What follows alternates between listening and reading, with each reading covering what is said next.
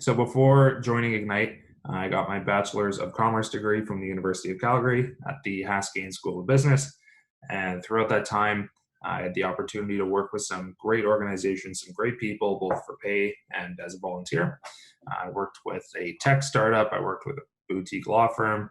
I volunteered time to work with local entrepreneurs who were on the autism spectrum, and we would help them start their business, grow their business, give them the tools to succeed.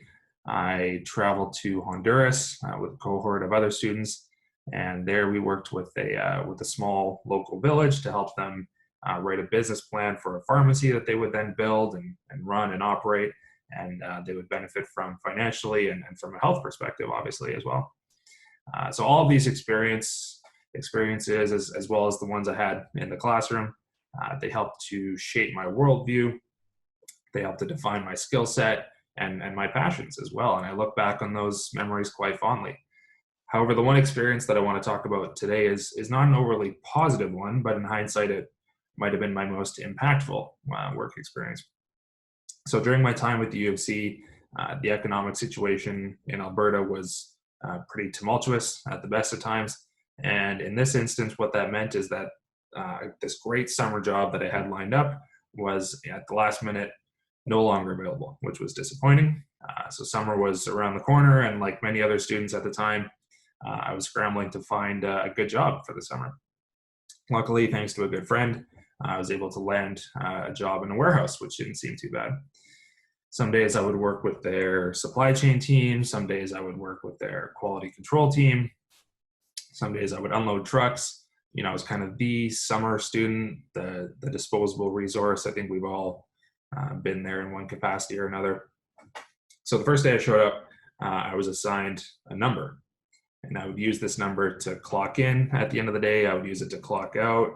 This number was on my pay stub. It was on my locker. It kind of followed me around like this weird halo. And I told this story a while back, and somebody asked me if I remembered what my number was. And I said, no, of course not. That number in no way represented me or who I was. And because of this culture that was created, I felt no connection to this company. There was no greater purpose motivating me to show up every day, aside from this intrinsic motivation to want to do a good job and the need to pay some bills, quite frankly. I also want to be clear that in this case, the management team, like they weren't mean, they weren't exploitive. They weren't bad people. In fact, at their core, you could tell that they were good people. They were just kind of caught up in the culture of this company. And, you know, at the end of the day, our team, the one responsible for making sure the operations of the whole company ran smoothly, it was clear that we were treated like some sort of dispensable, profitable resource first and people second, which was unfortunate. Now, as gloomy as this story may seem, I think what's even more tragic is that this story is entirely relatable. Chances are you've experienced something similar at some point in your career.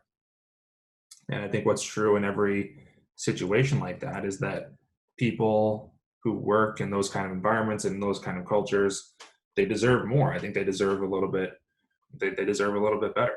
And it's exactly for that reason that I feel really grateful and really fortunate to be a part of this team at Ignite.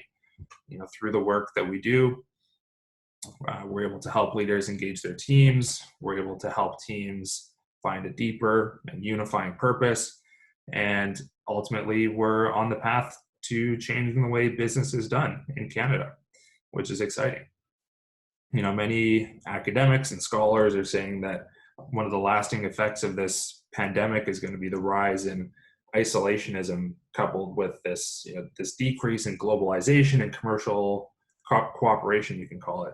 And if that's the case, it's going to be imperative to ensure that when you look inward at your own company, that you also consider your actions in the context of your team's well-being, their family's well-being, your community's well-being, and the overall long-term success of the company to ensure that those first three things are sustainable and successful.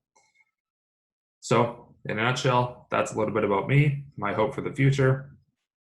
Please don't ever hesitate to reach out. I'd love to grab a coffee. I think for the foreseeable future, it's going to have to be a virtual coffee, but we'll make do. And thank you for listening.